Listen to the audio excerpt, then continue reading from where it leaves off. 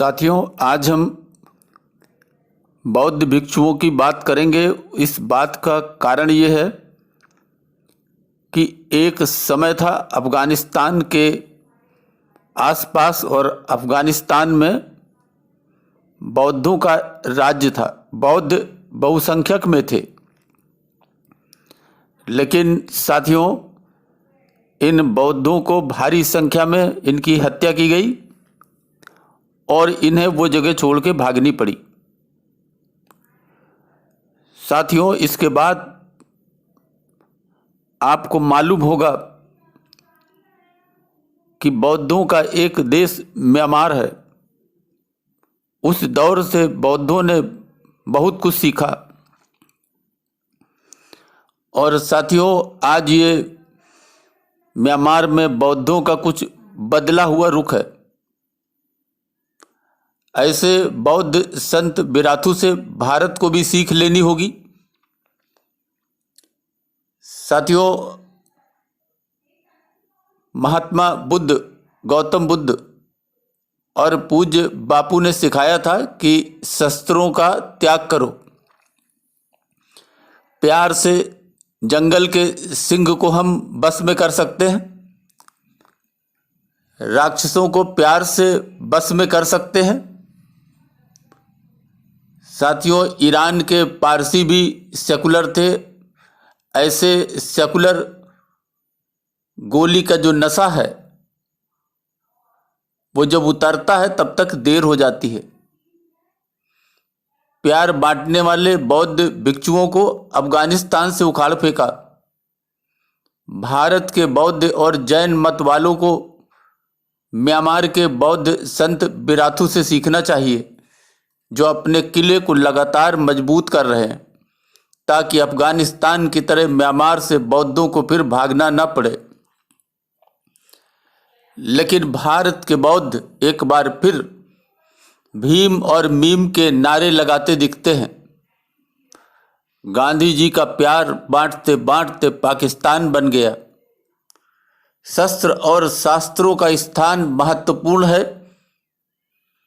हमारे उत्तर प्रदेश के मुख्यमंत्री योगी जी कहते हैं कि जो जिस भाषा को समझता है उससे उसकी भाषा में बात करना होगा, तभी उसकी समझ में कुछ आएगा।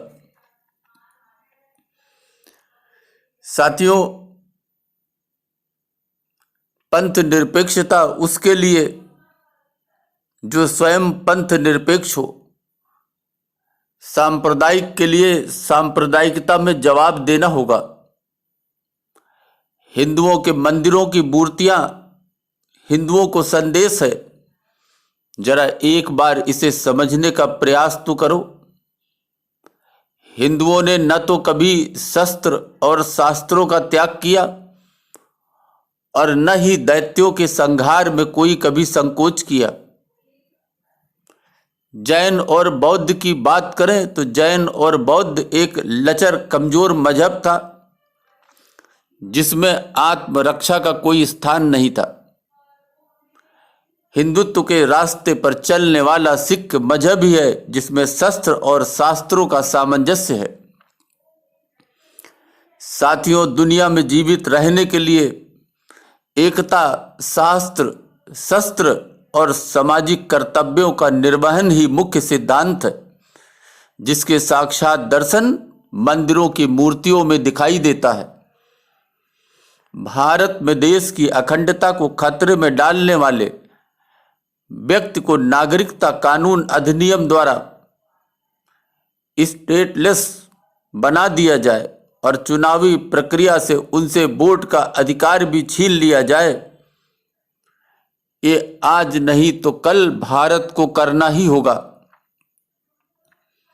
रामचरितमानस के द्वारा गोस्वामी तुलसीदास ने प्रभु श्री राम के जीवन से उनके आदर्शों को सीखने का संदेश दिया है। लंका चढ़ाई के समय श्री राम ने विनयपूर्वक समुद्र से मार्ग देने की गुहार लगाई। समुद्र से आग्रह करते हुए श्री राम को 3 दिन बीत गए, लेकिन समुद्र का उस समय कोई प्रभाव नहीं हुआ। तब भगवान राम समझ गए कि अब अपनी शक्ति से उसमें भय उत्पन्न करना अनिवार्य है।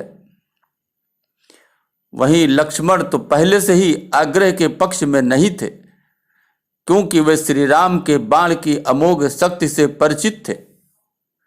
वे चाहते थे कि उनका बाण समुद्र को सुखा दे और सेना सुविधा से उस पार शत्रु के गढ़ लंका में पहुंच जाए।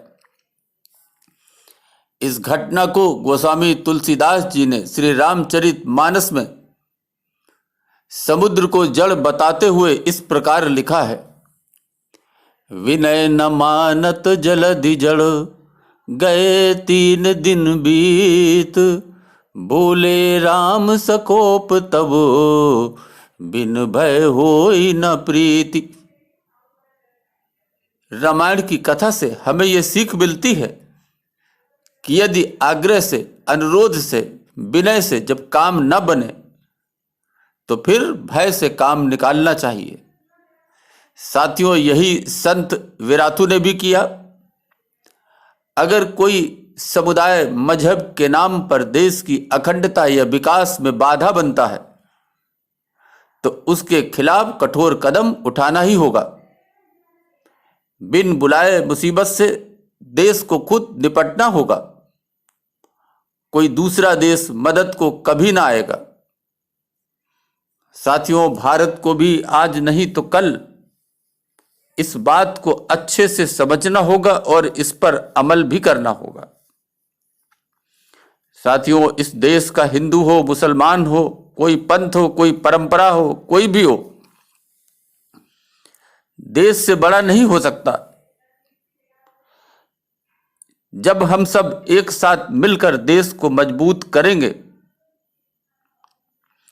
तो ये पंथों के बीच, समुदायों के बीच, मजहब के बीच जो भेद है, इसके कारण कोई एक दूसरे का शोषण नहीं कर पाएगा। साथियों, सामंजस्य तो स्थापित ही करना होगा। देश को ऊपर रहना होगा, ऊपर रखना होगा, क्योंकि देश रहेगा तो हम रहेंगे और हम रहेंगे तो हमारा मजहब और पंथ रहेगा। इसलिए एक साथ इस देश को बढ़ाने के लिए, इस देश के विकास के लिए, इस देश की अखंडता की रक्षा के लिए हमको अपने जाति, मजहब, पंथ को भुलाकर एक साथ खड़े होने की जरूरत है। अभी के लिए बस इतना ही। धन्यवाद।